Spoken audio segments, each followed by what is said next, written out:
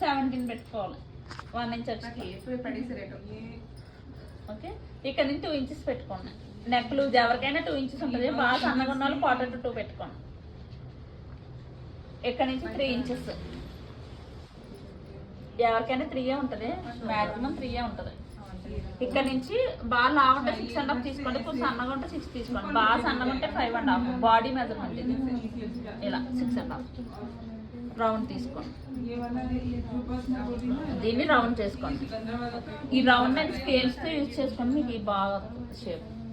ఓకేనా? తర్వాత chest point, ఇక్కడ నుంచి మనకి చెస్ట్ పాయింట్ 2 ఇంచెస్ ఎంత వస్తుంది.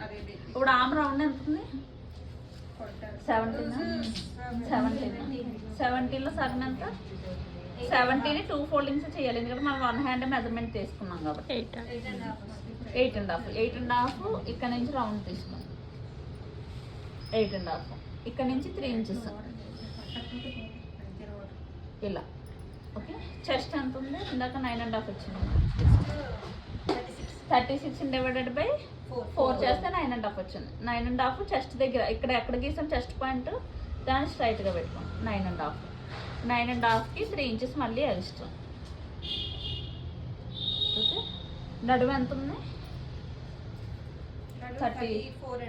34.5 అంటే ఎంత వస్తుంది? 4 భాగాలు చేయాలి. అన్నీ 4 భాగాలు చేయాలి. ఆర్మ్ రౌండ్ మాత్రం 2 భాగాలు చేయాలి. 34 17లో సగం 8.5 9 అనుకున్నాను. ఇక్కడ నుంచి ఒక 3 ఇంచెస్ పెట్టుకోండి. ఇంతే. ఇక్కడ నుంచి ఒక స్ట్రైట్ లైన్ చేసుకోండి. ఇదేమో కుట్టాల్సింది, కట్ చేయాల్సింది. ఇక్కడ నుంచి లెంత్, నెక్ హైట్ సెపరేట్ తీసుకోవాలి. మీకు ఇప్పటివరకు కలిపి చెప్తున్నాను కాబట్టి ఇది కూడా కలిపి చెప్పేస్తాను. 6 అనుకోండి, ఇంకా బ్యాక్ కంటే 6 వస్తుంది. రౌండ్ ఇలా దీని అంతా కట్ చేశాడు, ఇలా పెట్టి ఇలా రౌండ్.